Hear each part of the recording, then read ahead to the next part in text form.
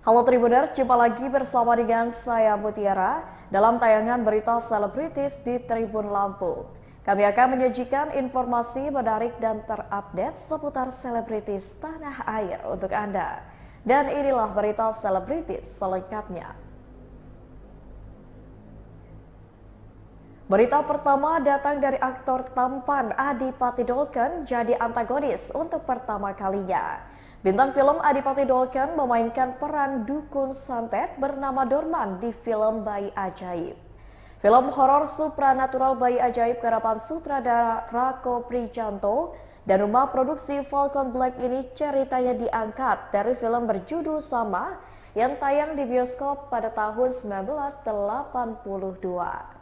Adipati Dolken senang bisa ikut membawa nama besar Bayi Ajaib di industri film Indonesia. Sejak lama, Adipati Dolken memang ingin memainkan peran antagonis. Suami Chanty Tahril ini tertantang untuk memainkan tokoh antagonis di film tersebut. Sebagai dukun santet yang memiliki ilmu supranatural, Adipati Dolken dituntut berakting natural sebagai Dorman. Ia banyak diskusi dengan Rako Prijanto hingga mendalami skenario filmnya. Adipati Dolken bahkan harus menghafalkan sejumlah mantra untuk memanggil roh halus dan beberapa dialog berbahasa asing yakni bahasa Portugis. Berikut wawancara dengan Adipati Dolken. Mereka berdiskusi, bersosialisasi, itu kan semua jadi ilmu kan sebenarnya. Jadi emang semakin kerja bareng sama saudara lain, semakin banyak hal yang bisa gua tampung gitu sih. Tapi dari lu sendiri sebenarnya pengennya bikin kira-kira kalau misalnya udah fix nih, ilmu lu udah nyampe buat bikin film, lu bakal bikin film kayak gimana? Ada cerita gua nih, gua kasih bocoran dikit aja. Satu orang perempuan looping kehidupannya, terus tentang reflection dia sama binatang peliharaan. Tapi ini dark, maksudnya kayak love language itu kayak apa ya? Kayak cinta yang emang kalau binatang tuh punya cinta itu kalau apa unconditional love gitu. Nah manusia kan justru gitulah pokoknya nanti gue jelasin nanti aja pas sudah ada filmnya. Siap. Oke. Kasih Bang. Ya Bang, dari selama ini jadi aktor, pengen jadi sutradara. Pundi-pundi uang udah berapa sih dikumpulkan? Waduh. Banyak lah. Udah yuk, mau kritik. Ya itu ya cukup lah buat hidup gua lah. Ini mau greeting dulu yuk. Iya. Karena mereka mau nonton. Oh iya, thank you. Yuk. Lu berapa orang tadi?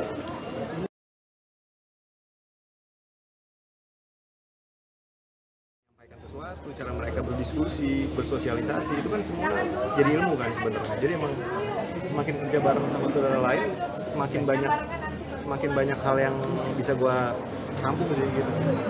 Tapi dari lu sendiri sebenarnya pengennya bikin kira-kira kalau misalnya udah fix nih, ilmu lu udah nyampe buat bikin film, lu bakal bikin film kayak gimana? Ada cerita gue nih, gue kasih bocoran dikit aja. Satu orang perempuan looping kehidupannya, terus tentang reflection dia sama binatang peliharaan. Tapi ini dark, maksudnya kayak berasa kita ada di apa ya? Punya jadwal nonton Dunia horor lah tiga dia gitu ya, kan. jam Maksudnya 7 kita emang lagi malam. membuat Boleh mengenai langsung film ada horor, dua jadi nama emang filmnya lingkarannya pun kita buat seperti Bola. itu. Jadi emang supaya menarik aja sih sebenarnya. Itu aja.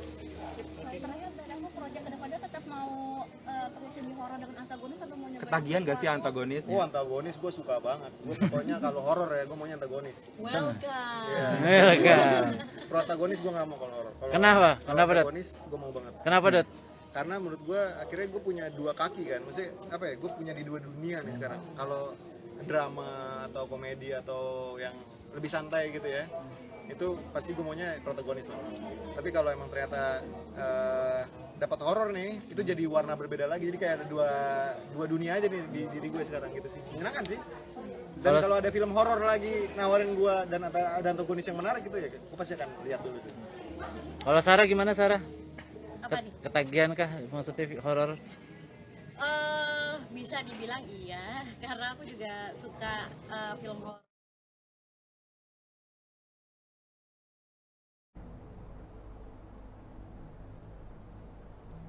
Kabar selanjutnya datang dari Asri Welas jadi instruktur Zumba bersama dengan Denada. Pemain film dan sinetron Asri Welas menjadi instruktur senam di acara Zumba Party di Cimahi Square Mall Depok, Jawa Barat pada Sabtu kemarin, yakni 14 Januari 2022. Saat itu Asri Welas menemani Denada untuk menjadi instruktur Zumba. Asri Welas baru pertama kali menjadi instruktur Zumba setelah sering ikut senam sejak tahun 2020. Perempuan yang kini berusia 43 tahun ini menjadi instruktur Zumba karena gerakan tubuhnya yang menyenangkan. Sejak saat itulah Asri Welas mulai mencintai Zumba dan berpikir untuk menjadi instruktur.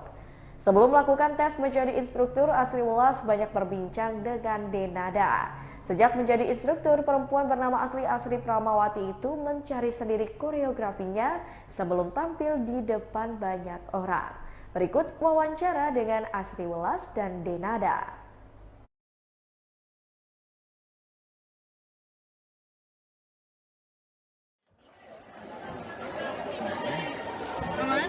Agak bareng dengan para ibu-ibu yang memang Suaranya. dia kencang. Mas, itu apa? Weekend olahraga seneng banget belajarnya sama Denada olahraga karena waktu di pandemi berat badanku sampai 86. Terus di pandemi akhirnya gila ya, mager banget, maksudnya syuting nggak terlalu banyak. Apa ya yang Denada suka lihat posting ngajar online Zumba gitu ya. Pas lagi pandemi udah gitu tuh salah satu kantor suamiku tiba-tiba Zumba bersama, terus udah gitu, hah? Yang aja Denada, kapan ya Denada senang Zumba gitu? Ternyata terus aku WhatsApp Denada, seru banget. Iya mbak, aku belajarnya online gitu. Jadi belajarnya kemana-mana, sampai ke Amerika ya dia. Terus alhamdulillah sampai ya dia kemarin sempat alhamdulillah jadi ke Amerika, datang ke sini waktu mbak. Mbak tahun ini bisa tuh datang kan mbak Instructor Network Convention tahun sekali itu diadain di Orlando, Florida, di Orlando di Amerika, dan kemarin alhamdulillah. Jadi Denada waktu tahun lalu udah kesana, jadi aku pikir seru ya, maksudnya aku berzumba itu sebenarnya olahraga apa yang gak mager, olahraga apa yang seneng gitu, bisa nurunin berat badan bagus. Aku dari 86, kata dokternya itu memang olahraga yang bagus Zumba fitness gitu, karena dengan berzumba kardionya turun, kemudian fitness dikencengin.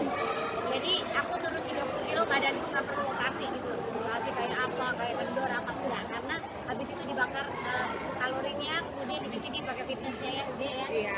Sehingga itu jadi olahraga pandemi itu Zumba. Sehingga aku bilang pada Denada, terus Zin itu apa? Ya kan, Denada ceritain Zin itu Zumba instructor ya, keluarga besar dia Zumba instructor di seluruh dunia ya. Jadi kita bisa ngambil license atau jadi bisa ngajar Zumba itu nggak sembarangan. Bukan tahu gerakan Zumba habis itu boleh jadi instructor Zumba, nggak bisa, karena harus ada nomor ZIN-nya. Ya, ada membership ZIN-nya. Oh, gitu. Jadi kalau berzumba, instrukturnya ditanya dulu udah punya nomor ZIN-nya berapa gitu. Sehingga dia harus terdaftar karena lagunya Denada udah masuk loh, masuk ke listnya apa namanya ZIN Volume itu seluruh dunia gitu. Jadi ternyata Zumba itu adalah yang terbesar di betul, salah satu olahraga yang paling banyak dilakukan oleh masyarakat di dunia. Betul. Ya. Jadi aku melakukannya senang karena seru. Jadi kayak apa ya? Kayak lagi happy. Iya, kayak lagi party sehat, tapi partinya sehat ya. Party segar. Betul. Kadang-kadang studionya tuh penuh laser gitu. Jadi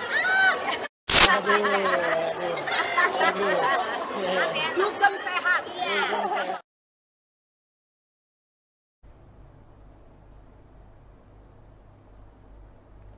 Kabar selanjutnya datang dari artis cantik Prilly Latukonsina bicara pakai bahasa baku. Artis Prilly Latukonsina memainkan peran utama di film Gita Cinta dari SMA. Film ini merupakan remake film berjudul sama yang pernah tayang di bioskop tahun 1979 lalu. Prilly Latuconsina harus berdialog menggunakan bahasa Indonesia baku selama syuting film yang berlatar belakang tahun 1970-an. Prilly Latuconsina sempat kesulitan lantaran tidak terbiasa untuk berbicara dengan bahasa Indonesia baku. Saat persiapan syuting, mantan kekasih Maxim Bautir itu mulai membiasakan untuk berbicara menggunakan bahasa Indonesia baku. Menurut Prilly, bahasa Indonesia baku terasa lebih romantis diucapkan daripada bahasa sehari-hari. Pengucapan bahasa Indonesia baku pun lebih bermakna dan enak didengar. Berikut wawancara dengan Prilly Latuconsina.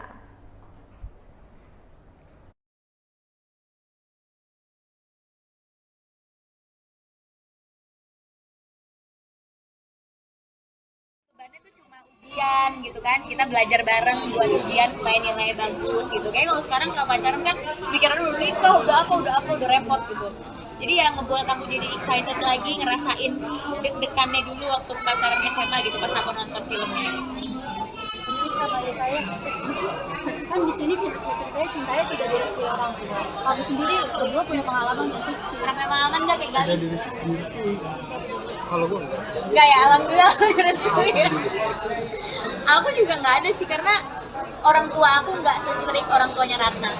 Papa aku tuh kayak temen ya sama aku ya. Jadi kalaupun papa aku nggak suka sama gebetan aku gitu, dia akan ngebilanginnya dengan sangat lembut gitu. Nggak kayak papanya Ratna yang di trailer ya, yang sampai ditarik gitu, sampai dimarahin gitu. Untungnya papa aku nggak kayak gitu sih. Jadi nggak terlalu ngalamin yang kayak Gali dan Ratna.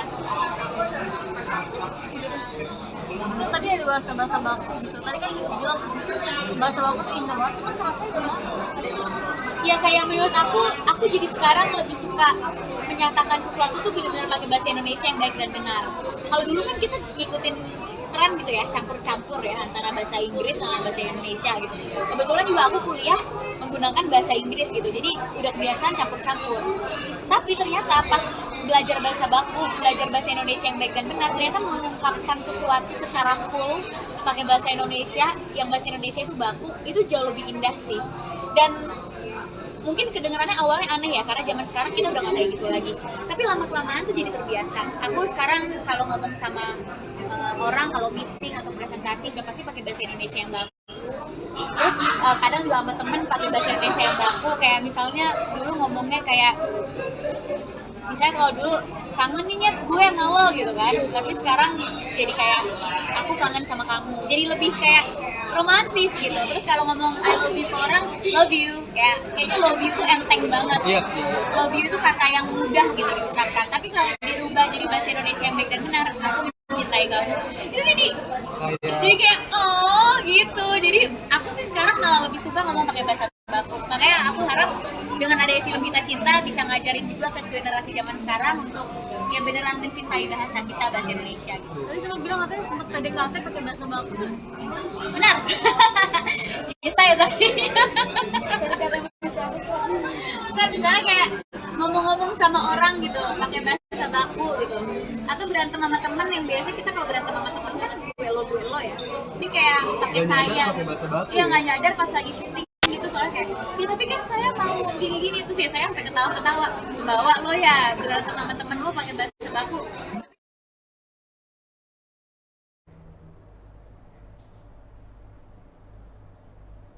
Kabar selanjutnya datang dari aktor Revaldo, ungkap permintaan maaf dikarenakan tersandung kasus narkoba.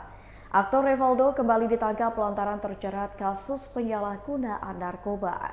Pria bernama lengkap Revaldo Vivaldi Surya Permana tersebut dihadirkan di gedung Direktorat Narkoba Polda Metro Jaya dan buka suara mengakui perbuatannya. Diketahui Revaldo ditangkap tim Ditres Narkoba Polda Metro Jaya di basement apartemen di Cempaka Putih, Jakarta Pusat pada Rabu 11 Januari 2023. Polisi juga memeriksa apartemen Revaldo di kawasan Pakubuwono, Jakarta Selatan dan menemukan barang bukti. Barang bukti tersebut yakni berupa sisa sabu, ganja, dan biji ganja hingga ekstasi. Di depan hadapan awak media, Revaldo mengakui perbuatannya dan ia pun mengatakan telah kambuh lagi untuk memakai barang haram tersebut. Aktor berusia 40 tahun ini juga mengucapkan permintaan maaf terkait penangkapannya oleh pihak kepolisian di Tres Narkoba Polda Metro Jaya. Revaldo mengaku malah mengucapkan terima kasih. Revaldo merasa dirinya lebih baik diamankan polisi ketimbang mengalami dampak lebih buruk dikarenakan mengonsumsi barang haram tersebut. Berikut wawancara dengan pihak kepolisian.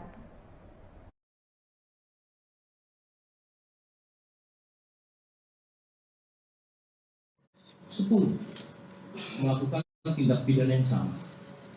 Ya, dalam hal ini adalah memiliki dan menggunakan narkoba. Maka dari itu, penyidik dari Subdit 3 Direktorat Reserse Narkoba Polda Metro Jaya untuk melakukan rehab mendasari pada stik assessment terpadu, namun mendasari pada residivisnya, proses tetap dilakukan secara proses hukum. Dari aspek peraturan perundang-undangan secara residivis ini tetap diproses. Sedangkan dalam aspek pengguna secara misi kemanusiaannya adalah memberikan haknya untuk melakukan atau menerima layanan medis melalui rehab yang akan kemudian dilakukan oleh pemerintah dalam hal ini di Jalan Bogor Sukabumi atau di Dido. Jadi itu perkembangannya rekan-rekan. Maka kami juga menghimbau kepada seluruh keluarga di rumah jangan sekali-kali mencoba narkoba, dan kemudian apabila ada pihak keluarga segera berikan layanan dan informasikan kepada kami, ya, karena ini merupakan tanggung jawab dari seluruh elemen termasuk khususnya di lingkungan keluarga. Itu saja rekan-rekan yang bisa kami sampaikan. Terima kasih. Cukup ya, Pak. Ya. Betul. Status saudara R ini tersangka, ya, tersangka. Tadi sudah sampaikan. Kalau proses lanjut berarti tersangka karena mendasari pada residivisnya. Namun misi kemanusiaannya, haknya adalah mendapatkan rehab. Ini berdasarkan dari TAT atau Tim Assessment Terpadu yang ada di BNP. Pak, bisa diulang kembali, barang buktinya apa saja ya? Barang bukti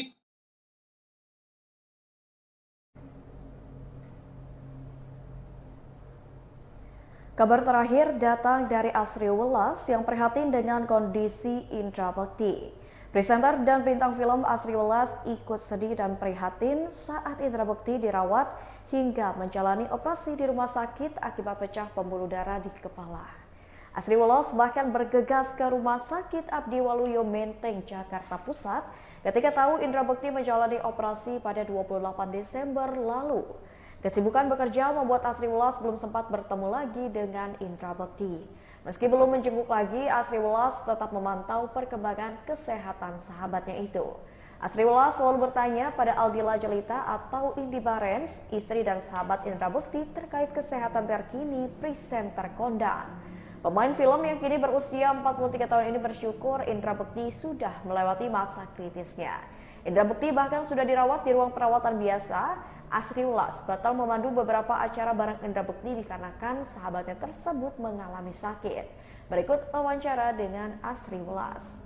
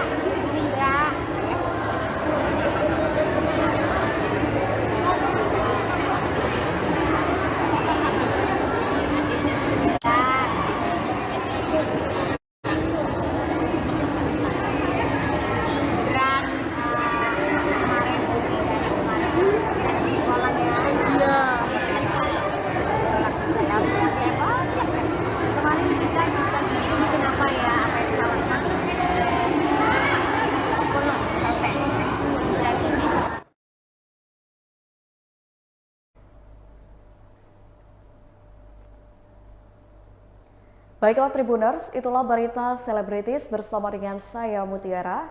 Jangan lupa untuk terus saksikan YouTube Tribun Lampung News Video, Facebook Tribun Lampung, Instagram @Tribun Lampung, dan TikTok @Tribun Lampung untuk informasi terupdate lainnya. Selamat sore dan sampai jumpa.